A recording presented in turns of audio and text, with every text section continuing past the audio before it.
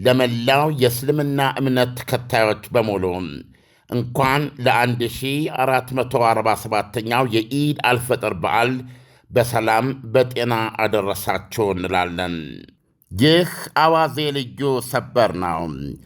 ፕሬዚደንት ዶናልድ ትራምፕ የኔቶ አጋሮቻቸውን ቦቅቧቆች ሲሉ ልካቸውን ነገሯቸው። ትራምፕ እንዳዩት ቦቅቧቃ አልሆኖ ቢሆን ኖረው በዓለም የነዳጅና የጋዝ ዋጋ እንዲጨመር ምክንያት የሆነውን የሆርሙዝ ሰርጥ ማስከፈት ቀላል ሥራ በሆነላቸው ነበር ብለዋል።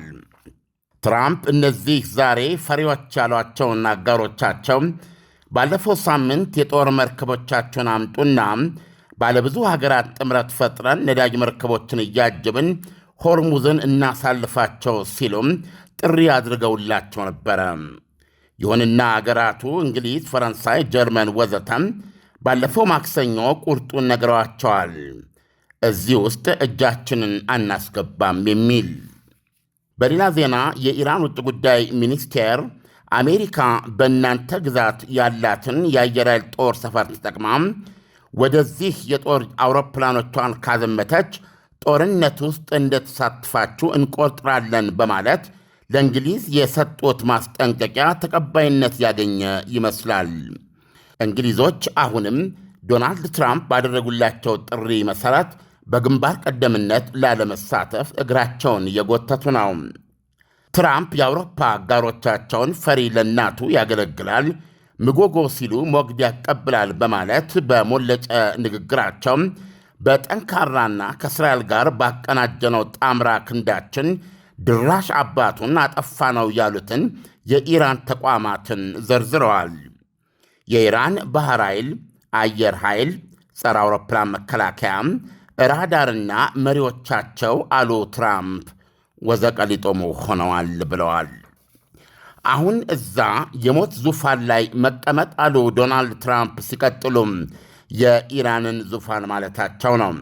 አሁን እዛ የሞት ዙፋን ላይ መቀመጥ የሚፈልግ መሪ የለም ብለዋል። እኛማ ልናነጋግራቸው ሁሉ ፈልገን ነበረ፣ የምናነጋግረው ሰው አጣን እንጂ ብለዋል። ጠቅላይ ሚኒስትር ቤንያሚን ኔታንያሁ በወገናቸው ትናንት በሰጡት መግለጫ እንደዚሁም አሁን የኢራኑ መሪ ማን እንደሆነ አናውቅም ብለው ነበረ። ትራምፕ እንዳሳረጉት እባብ የልቡን አይቶ እግር ነሳው እንዲሉም ኢራን መላው መካከለኛው ምስራቅን መቆጣጠር የምትፈልግ ሀገር ናች። እደግመዋለሁ አሉ። ኒውክሌር ቦምብ ኖሯት ቢሆን ኖሮ ይሄኔ አነቡጫ ነበር ብለዋል። ለ80 ፈሪው ፕሬዚደንት ዶናልድ ትራምፕ በኢራኑ ጦርነት አሜሪካ ነገሮች አልጋ ባልጋ እየሄደላት ነው ይላሉ። ኢራን ባህር ኃይል ብሎ ነገር የላትም። 58 መርከቦቻቸው ዶግ አመድ ሆነዋል ባለፉት 2 ቀናት ብቻ ሲሉ ገልጸዋል። ሲያሳርጉም የመጣው ይመጣል እንጂ ኢራን ኒውክሌር ቦምብ የምትባል ነገር ፈጽሞ አትይዛትም። ምክንያቱም ኖሯቸው ቢሆን ኖሮ ይሄኔ አነቡጨውን ነበር በማለት ደግመውታል። ይህ በእንዲህ እንዳለ ድብቁ የኢራን መንፈሳዊ መሪ አያቶላ ሞጅታባ ካሜኒ የፋርሶቹን አዲስ ዓመት በዓል ምክንያት አድርገው በቴሌግራም ገጻቸው ላይ ባወጡት ጽሑፍ ይህንን የፋርሶቹን አዲስ ዓመት በብሔራዊ አንድነትና ብሔራዊ ደህንነት ስር የሚካሄድ የኢኮኖሚ ተጋትሮ ዓመት ሲሉ ሰይመውታል። አያቶላው በቴሌግራም ቻነላቸው ባሰፈሩት በዚህ መልእክታቸው ቱርክና ኦማን ላይ የተወነጨፉትን ሚሳይሎችና ሰው አልቦች እኛ እንዳልተኮስናቸው ይታወቅልን ብለዋል። ጊዜው አሁን ነው። በአዲስ አበባ እምብርት የቤት ባለቤት የመሆን ወርቃማ ዕድል። ቴምር ሪል ስቴት በቡልጋሪያ አፍሪካ ህብረት አጠገብና በአዋሬ ቤተ መንግሥት አቅራቢያ የሚገኙ ዘመናዊ አፓርታማዎችን ከ30 እስከ 35 በመቶ በሚደርስ ታላቅ ቅናሽ ለሽያጭ አቅርቧል። ቡልጋሪያ ባለ 1 መኝታ 69 ካሬ በ5.5 ሚሊዮን ብር፣ ባለ 2 መኝታ 82 ካሬ በ6.6 ሚሊዮን ብር፣ ባለ 3 መኝታ 126 ካሬ በ10.1 ሚሊዮን ብር ብቻ። አዋሬ ባለ ባለ 1 መኝታ 80 ካሬ በ5 ሚሊዮን 560 ሺህ ብር፣ ባለ 3 መኝታ 131 ካሬ በ9.1 ሚሊዮን ብር በ20 በመቶ ቅድመ ክፍያ የህልሞን ቤት በእጆ ያስገቡ። በተጨማሪ የንግድ ሱቆችንም በ3.9 ሚሊዮን ብር ጠቅላላ ክፍያ ከ900 ሺህ ብር ቅድመ ክፍያ ጀምሮ ማግኘት ይችላሉ። ቅናሹ ሳያልቅ በ0901 29 20 80 ወይንም በ0912 73 0454 አሁኑን ይደውሉ። ቴምር ሪል ስቴት። ዳንኤል እንግዲህ በግልጽ እያየለው እንደውም ዶናልድ ትራምፕ አልፎ ተርፈው የአውሮፓ አጋሮቻቸውን ቦቅቧቆች ብለው ተናግረዋል። ስለዚህ በዚህ ጦርነት ያየነው አሜሪካና የእስራኤልን ሽርክነት ብቻ ሳይሆን ፕሮባብሊ አሜሪካና አውሮፓ የጭቅጭቅ በተለይ ከዶናልድ ትራምፕ የሁለተኛ የስልጣን ዘመን በኋላ የጭቅጭቅ ትዳር የነበረውን ጋብቻቸውን በይፋና በመደበኛ መልኩ መፍታት ወይም መፋታት የሚጀምሩበት ሊሆን ይችላል የሚል ስሜት የሚሰጥ ነው። ዓለም ትራምፕ የሆርሙዝ ሰርጥን ማስከፈት ባለመቻላቸው አውሮፓውያኑን ወይም የኔቶ አጋሮችን ፈሪዎች የሚል ስያሜ መስጠታቸው አውሮፓውያኑ በግሪንላንድ ምክንያት ቅሬታቸው ሳይፈታ ድጋሚ በሆርሙዝ ሰርጥ ጉዳይ በትራምፕ ሲወረፉ በአውሮፓና በአሜሪካ መካከል ያለው ግንኙነት ይበልጥ እየላላ እንዲሄድ አያደርገውም ወይ? የዛ ማሳያ ነው። አሁን የምታየው እኮ በቀል ነው። አሁን የምታየው እንደምታውቀው ዶናልድ ትራምፕ በተገኘው አጋጣሚ ሁሉ አውሮፓውያኖችን ከመጀመሪያው የስልጣን ዘመናቸው ጀምሮ ወደ ስልጣን እየመጡ በነበረበትም ጊዜ እነዚህ የአሜሪካ ቅምጦች ነው ይሏቸው የነበረው። አልፎ ተርፎ አውሮፓውያኖችን የኔቶ ቀጥተኛ አባሎችን ብቻ ሳይሆን እነ ጃፓን እና ደቡብ ኮሪያ ለምሳሌ ጥብቅ የአሜሪካ አጋሮች ናቸው፣ በኔቶ ውስጥ ባይካተቱ ማለት ነው። ምን ስለሆነ ነው እኛ ጃፓንን የምንጠብቃት? ጃፓንን ለመጠበቅ የጦር መርከቦችን እንልካለን፣ የጦር ጀቶችን እንልካለን። ደቡብ ኮሪያን ለመጠበቅ በኒውክሌር መሳሪያ ሽፋን እንሰጣለን። አውሮፓውያኖችን ብንመለከት ቁጭ ብለው ፊታቸውን ቫዝሊን ከመቀባትና ፀጉራቸውን ከማበጠር ውጭ ምንድን የሚያደርጉት? ገብተዋል። ለዚህ እኮ ነው የ2% የኔቶን የአባልነት መዋጮ 2% ለማድረስ የሚል ስምምነት ከተደረገ በኋላ እኮ ስንትና ስንት ዓመታት ከዓመታዊ ጠቅላላ ገቢያቸው 2% ማድረግ የቻሉ ሀገሮች የሉም በማለት ነበር የሚናገሩት የመጀመሪያ ስልጣን ዘመናቸው ላይ። ስለዚህ እነዚህ በአሜሪካ ደንደስ ላይ ነው የሚኖሩት። እነሱ ቁጭ ብለው ኬኩን፣ ጠላውን፣ ጠጁን ይሄንን ነው የሚያደርጉት በቃ። እና ሁል ጊዜ ለነሱ ፌሽታ ነው። መከራ ምናምን ሲመጣ የምትጋፈጠው ቢሊዮን ዶላሮች እያፈሰሰች የምትዋጋው አሜሪካ ናት። እና አንዱ አሜሪካን በቁሟ የሚዘነጥሉ እሳቸው ሪፖፍ ነው የሚሉት እንደነ ቻይና ሁሉም የሚግጣት ነው አሜሪካን ከሞኝ ደጃፍ ሞፈር ይቆረጣል የሆነችው እዛች ዋይት ሃውስ ልግባ እኮ ነበር ይሉ የነበረው። እና ከገቡ በኋላ በቀጭን ትእዛዝ ነው እያንዳንድሽ 2% ማድረግ አለብኝ ሲሉ እንጂ እሳቸው 6 ወርም አልቆዩ። የዓመታዊ ጠቅላላ ገቢያቸውን 2% ለመከላከያ መመደብ ጀመሩ። ቀጥለው ደግሞ 5% አድርግ። ተመልከት፣ እነ ራሽያ ለራሳቸው የሚመድቡት ጃብ ቻይና በዛ በኩል አሏቸው። አሁን ባይገርም ኦልሬዲ እንትና እዛ ላይ ኦልሞስት ደርሳለች ፖላንድ እና ሌሎችም በሙሉ እነ እንግሊዝ ገለመድ የምትለው የራሳቸውን ፕሮግራም አውጥተው በዚህ ዓመት በዚህ ጊዜ እዚህ እንደርሳለን የሚል ነገር ነው የያዙት። እና ይሄ ብቻ አይደለም ዶናልድ ትራምፕ ሲነግሯቸው የነበረው። እና ከዚህ በኋላ የአሜሪካ ትኩረት በተለይ በወኪሎቻዊ ምክትል ፕሬዚደንታቸው በጣም ተናጋሪ ነው እና በውጭ ጉዳይ ሚኒስትራቸውም አንዳንድ ውጭ ጉዳይ ሚኒስትሩ መለስ ያለ ሰው ነው። ኢስ ኖ ሞር በቃ አሜሪካ የእናንተ ጠባቂ አይደለችም። ከዚህ በኋላ የአሜሪካ ትኩረት ዌስተርን ሄሚስፌር የሚባለው ወደዛ ነው የምናተኩረው እና በዚህ ኢንዶ ቻይና ከቀጥታ ከቻይና ጋር ስትራቴጂክ ተገዳዳሪያችን እሷ ናት እና የአሜሪካ ሚሊትሪ ትኩረት ይሄ ነው የሚሆነው። እናንተ ራሳችሁን ጠብቁ የሚል ነው የሰጧቸው። ኢቨን ትልቅ ችግር የሆነባቸው አሁን ብዙዎቹን የኔቶ አባላት ብጠይቅ እንደ አንቀጽ 5 እንግዲህ አንድ የኔቶ አባል ከተደፈረ ወይም ለምሳሌ ራሽያ ተነስታ ፖላንድን ብታነቡጭ እና ያ ማለት የዓለም ጦርነት ያመጣል ወይ ነው የእነሱ የሚጠይቁ ጥያቄ። ለምሳሌ አንድ የኔቶ አባል የውጭ ጥቃት ከተፈጸመበት አንቀጽ 5 መሰረት የኔቶ አባል አገራት በሙሉ ከሱ ጎን ሆነው ያንን ጠላት ይወጉታል ይላል አይደለም? አሁን ዩክሬን የኔቶ አባል አይደለችም። ዩክሬን የኔቶ አባል መሆን የለባትም ብለው ነው ቭላዲሚር ፑቲን የሚዋጉት።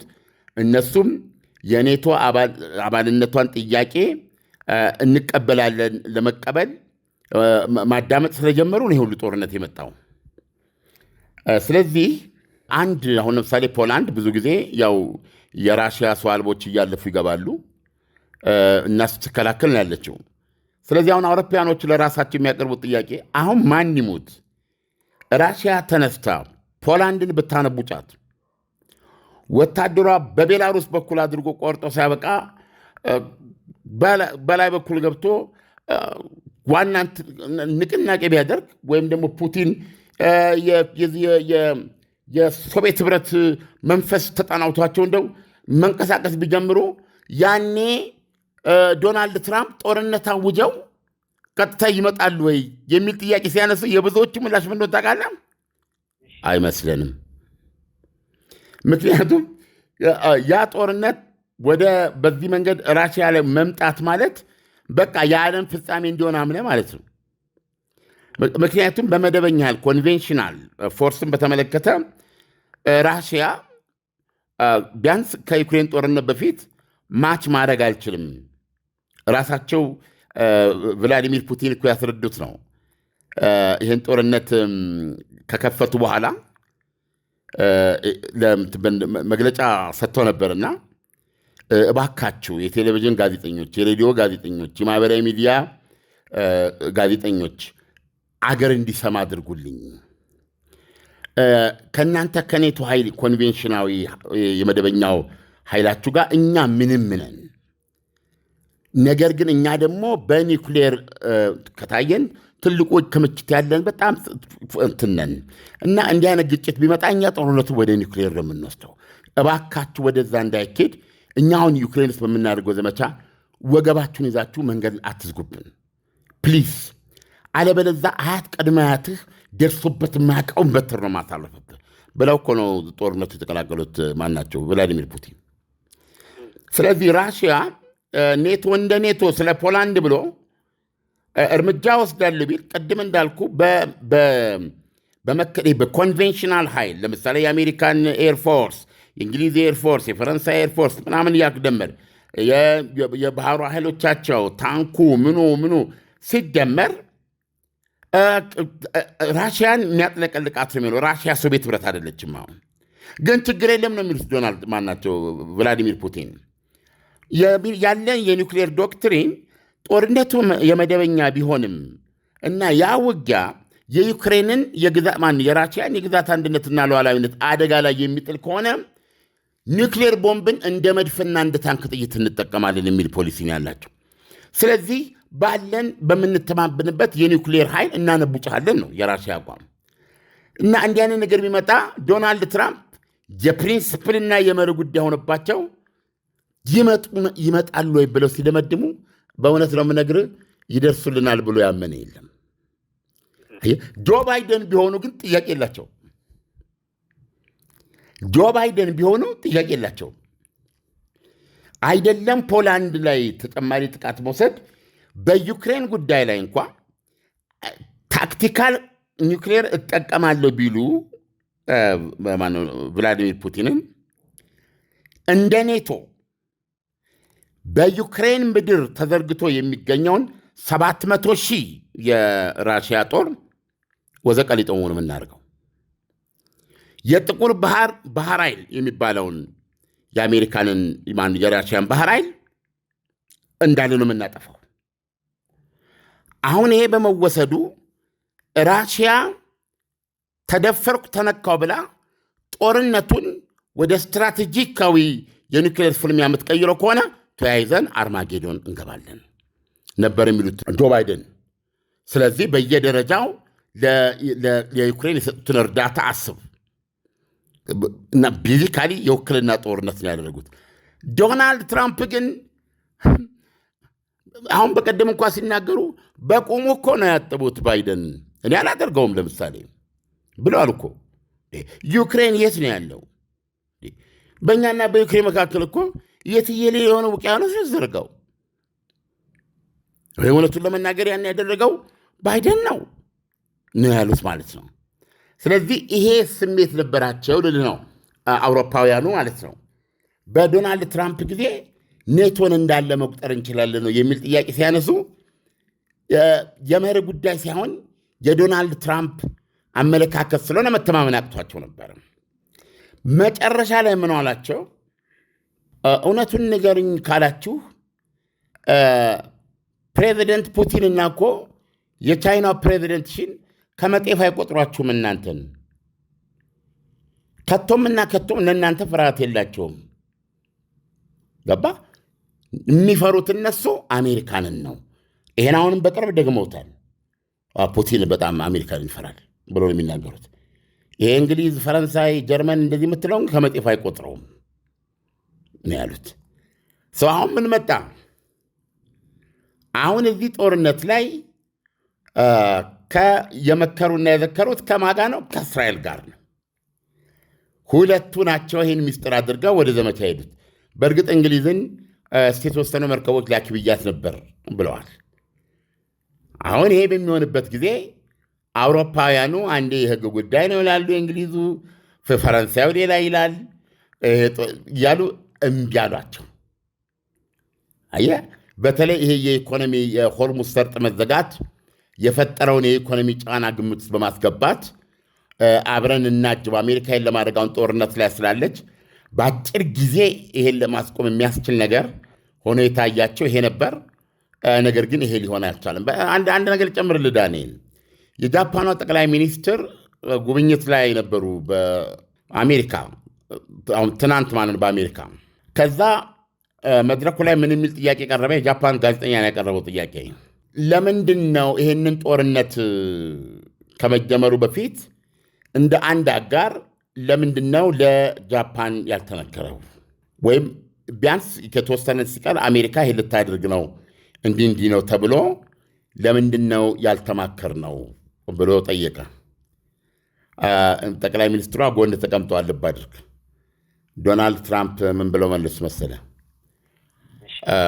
እኛ ጦርነት ላይ ሰርፕራይዝ መፍጠር እንፈልጋለን። ሰርፕራይዝ ማለት እንግዲህ ጠላትህ ሳይዘጋጅ ቀበቶ እንዲፈታ ማለት፣ ድንገት ጥቃትህ ድንገተኛ መሆን አለበት። ድንገተኛውን ዘንድ ደግሞ ሚስጥራዊ መሆን አለበት ማለት ነው አሉትና ለማስረዳት እኮ ነው። ምን ነው እናንተ የፐርል ሃርበርን የአሜሪካን ፐርል ወደብ ማለት ነው የፐርል ሃርበርን የፈጽማችሁ ጥቃት ትዝ አይልም እንዴ? እሱ ነው እሱ ሰርፕራይዝ ማለት ነው ብሎ እንዳሉት ነው።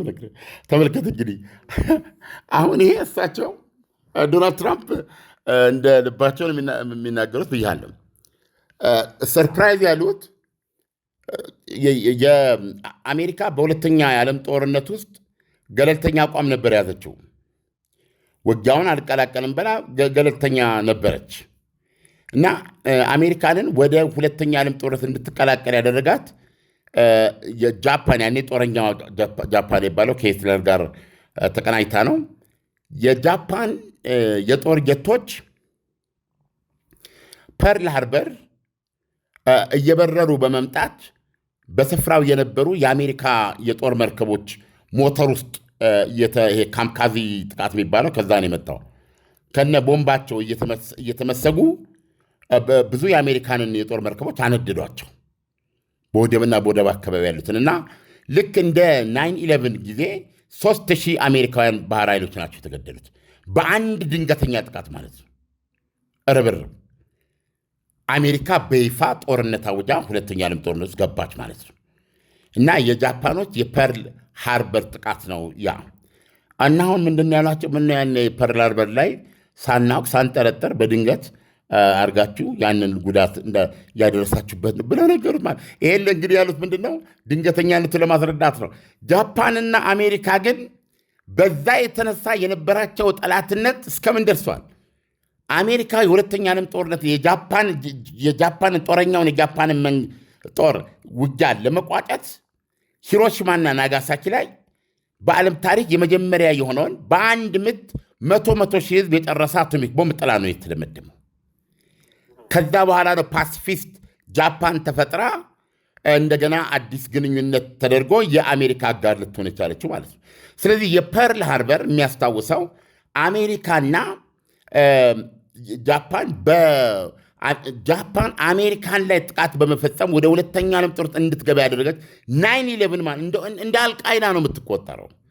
እና ለምሳሌ እኮ ያቀረቡት ያንን ጃፓኖች ርቀን መተናል ብለው በመካከላቸው እንዲረሳ የሚፈልጉትን ታሪክ ነው ማሳያ ያደረጉትና ዶናልድ ትራምፕ ሲናገሩ እንደዚህ ናቸው ለማለት ነው። ዳንኤል ጊዜው አሁን ነው። በአዲስ አበባ እምብርት የቤት ባለቤት የመሆን ወርቃማ ዕድል። ቴምር ሪል ስቴት በቡልጋሪያ አፍሪካ ህብረት አጠገብና በአዋሬ ቤተ መንግስት አቅራቢያ የሚገኙ ዘመናዊ አፓርታማዎችን ከ30 እስከ 35 በመቶ በሚደርስ ታላቅ ቅናሽ ለሽያጭ አቅርቧል። ቡልጋሪያ ባለ 1 መኝታ 69 ካሬ በ5.5 ሚሊዮን ብር፣ ባለ 2 መኝታ 82 ካሬ በ6.6 ሚሊዮን ብር፣ ባለ 3 መኝታ 126 ካሬ በ10.1 ሚሊዮን ብር ብቻ። አዋሬ ባለ 1 መኝታ 80 ካሬ በ5 ሚሊዮን 560 ሺህ ብር፣ ባለ 3 መኝታ 131 ካሬ በ9.1 ሚሊዮን ብር በ20 በመቶ ቅድመ ክፍያ የህልሞን ቤት በእጆ ያስገቡ። በተጨማሪ የንግድ ሱቆችንም በ3.9 ሚሊዮን ብር ጠቅላላ ክፍያ ከ900 ሺህ ብር ቅድመ ክፍያ ጀምሮ ማግኘት ይችላሉ። ቅናሹ ሳያልቅ በ0901 29 20 80 ወይንም በ0912 73 0454 አሁኑን ይደውሉ። ቴምር ሪል ስቴት። ዓለም አውሮፓውያኑ እዚህ ጦርነት ላይ የመሳተፍ ፍላጎት የሌላቸው ከምን አንጻር ነው? ምናልባት ጦርነቱ ዓለም አቀፍ እንዳይሆንና በራሽያና በዩክሬን ጦርነት ምክንያት እንዳይጀመር የተፈራውን ሶስተኛ የዓለም ጦርነት አሁን ደግሞ በዚህ ጦርነት ላይ አውሮፓውያኑ ተሳትፎ በማድረግ ሶስተኛ የዓለም ጦርነት እንዳይጀመር ከመስጋት አንጻር ሊሆን ይችላል ወይስ ደግሞ አውሮፓውያኑ ሌላ ምክንያት አላቸው? አሁን ያልኩት በፍጹም አይገናኝም። እንዴ አሁን ዶናልድ ትራምፕ እያሉ ያሉት ምንድን ነው? ኔቶ የመሰረተች እኮ አሜሪካ ነች አይደለም እንዴ? እነዚህ አውሮፓውያኖች በሁለተኛ ዓለም ጦርነት ደቀው ነበረ። የአሜሪካ ጦርነት መግባት ነው አንዱ ሂትለርን ለማሸነፍ ከራሽያ ጋር ማለት ነው፣ ከሶቪየት ህብረት ጋር ማለት ነው። ሶቪየት ህብረትና ቤዚካሊ አሜሪካ፣ እንግሊዝ፣ ፈረንሳይ እነዚህ ናቸው በግሩፕ ሆነው ያሸነፉት እና ጃፓንን ደግሞ አሁን እንደነገርኩ ነው። ከዛ በኋላ አሜሪካ እነዚህን ሀገሮች ትልቅ ቫስት ኢኮኖሚ የነበራት ነች። ሌላ እያል እየሆነች የመጣችበት ጊዜ ነው። ራሷን የገለጸችበት አጋጣሚ ነው። የመሳሪያ ሀብቷ፣ የመድፉ፣ የታንኩ፣ የጦር አውሮፕላኑ፣ የጦር ሰራዊቷ ይሄ ሁሉ ተጨምሮ ነው ጦርነት ላይ ያን መናጢ ሂትለርን በመጨረሻ ከራሽያው ቀዩ ጦር ጋር በመሆን ማሸነፍ የተቻለው። መጨረሻ ላይ ጃፓንንም እንደዚሁ ማለት ነው። ከዛ በኋላ ደግሞ ማርሻል ፕላን የሚባል ዘርግታ የወደቀና በጦርነት የላመ የደቀቀ ኢኮኖሚያቸውን የአውሮፓውያኖቹ እንዲነሳና እንዲያንሰራራ ትልቅ ሚና ትጫወታለች አሜሪካ። ማርሻል ፕላን ማለት ኢኮኖሚያቸውን ከወደቀበት እንዲነሳ ያደረገ። ለዚህ እኮ ነው አፍሪካን በዚህ መንገድ ሲሪየስ የሚወስድ እና ስለ አፍሪካ የሚቆነሰር ስለሌለ ነው እንጂ በወቅቱ ለአውሮፓውያኖች ያደረጉትን ከዛ ከኢኮኖሚ ከጦርነት ሰቆቃ ኢኮኖሚ ውስጥ እንዲወጡ ለማድረግ የተዘረጋውን አይነት ማርሻል ፕላን ትልልቆቹ ሀገራት ለአፍሪካ ማድረግ እኮ ይችላሉ ተብሎ የሚከራከሩ ሰዎች አሉ። እኛን ከጉዳይ ስለማይጽፉን ነው የሚሉ አሉ። ስለዚህ አሜሪካ ለአውሮፓውያኑ አንደኛ ከዚህ የኢኮኖሚ ከጦርነቱ መቀመቅ ያወጣቻቸው ናቸው። አብራቷ አክታ ያዳነቻቸው ናቸው።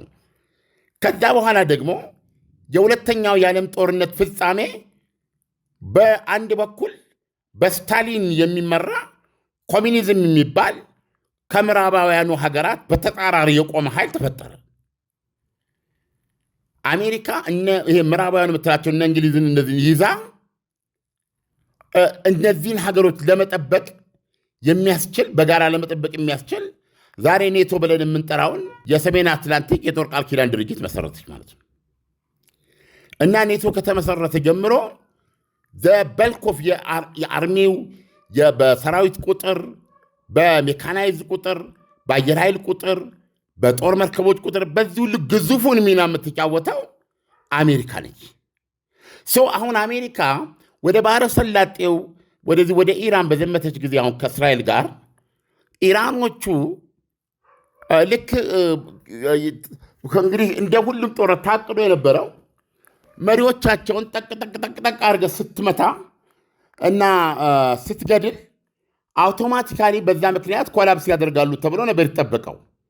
ምክንያቱም የአሜሪካንን ኤርፎርስ የአሜሪካንን በአውሮፕላን ተሸካሚ የተደገፈ የባህር ኃይል ሰራዊት የመካከለኛው ምስራቅ ሀያል የእስራኤል አየር ኃይል የዚህ ድምር ውጤት ያብተከትካቸዋል ተብሎ እና ዶናልድ ትራምፕም ኔታንያሁም እውነቱን ለመናገር ይህን ጦርነት ሲጀምሩ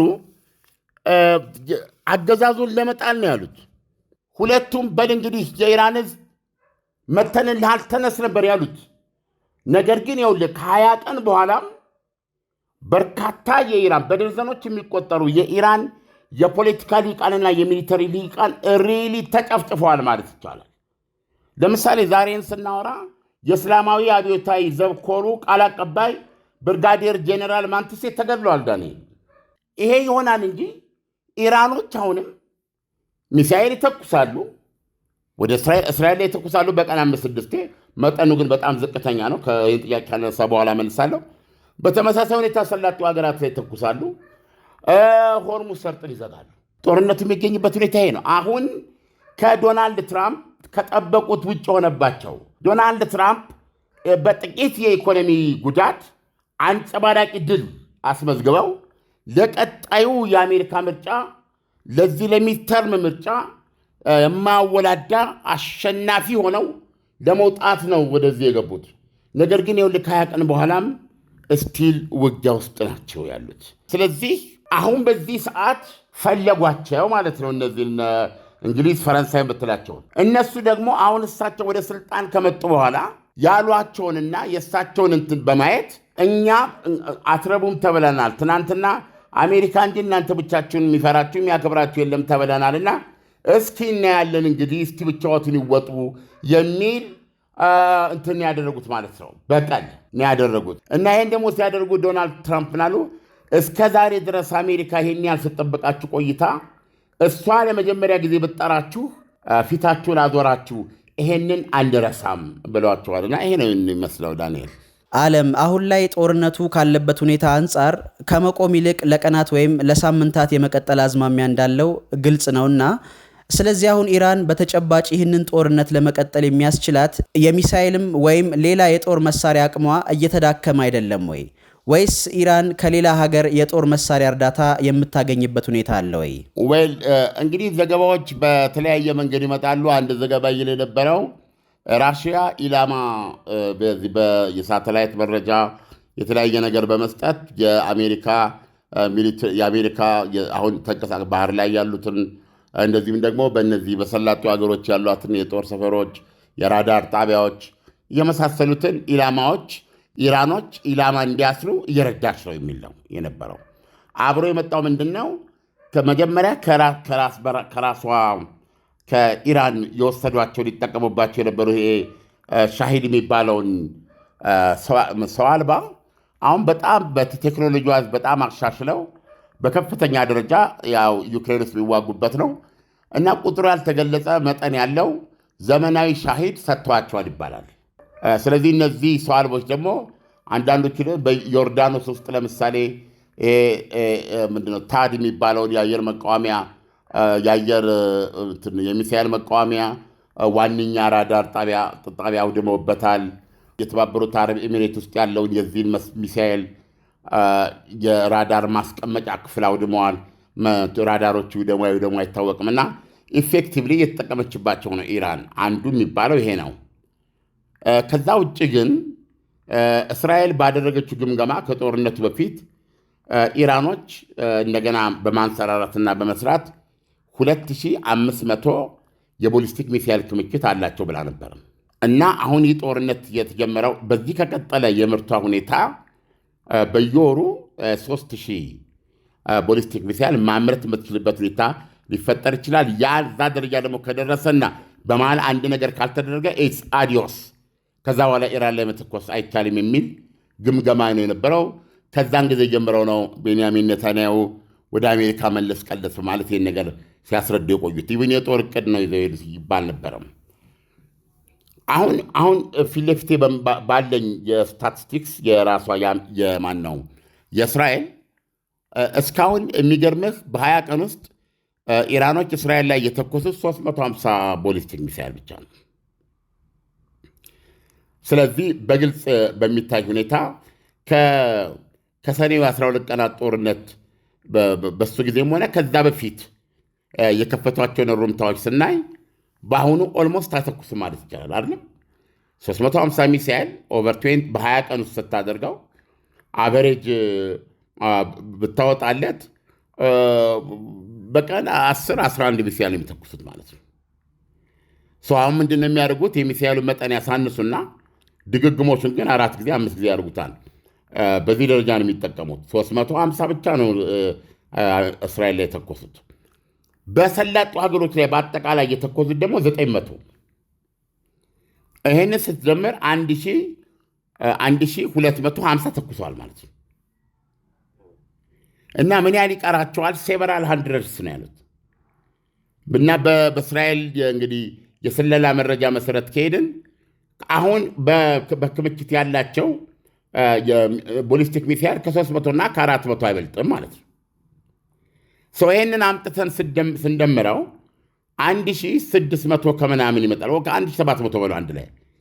ስለዚህ በስካሁኑ ድብደባ አሜሪካና እስራኤል ቢያንስ መጀመሪያ የሰጡት ቁጥር ትክክል ነው ብለን ብናስብ ቢያንስ 800 ቦሊስቲክ ሚሳይሎችን አውድመዋል ማለት ነው በድብደባ። እና እነሱን የመተኮሻ ሎንቸርስን በተመለከተ ደግሞ በጣም ብዙ እንዳወደሙ ገልጸዋል። አሁን በኢራን እጅ የቀረው ከ150 ትንሽ ቢያልፍ ነው የሚል ያላቸው ግምገማ። ይሄ ግምገማ የሚታመን ከሆነ እና ይሄ ጦርነት ሌላ 10 ቀን ከሄደ ሞስት ፕሮባብሊ የሚሳይልና የመተኮሻ እጥረት ውስጥ ሊገቡ ይችላሉ የሚል ነው። በኢራን በኩል ደግሞ ያለው ስሌት ይሄንን በተኮሱ ቁጥር ራሷ እስራኤልን ጨምሮ የሰላጡ ሀገራትም የኢራንን ሚሳይልና ሰው አልባ የሚመክቱበት የአየር መከላከያ ሚሳይላቸውን ሊያልቅ ይችላል ቀድሞ የሚል ስሌት አለ። የትኛው ትክክል እንደሚሆን አናውቅም። እና ያለው ሁኔታ ይሄ ነው። ዓለም አሜሪካና እስራኤል የእግረኛ ጦር ወደ ኢራን ማዝመት ከጀመሩ የጦርነቱ ሁኔታ ምን አይነት ቅርጽ ሊይዝ ይችላል? አይተነበይም።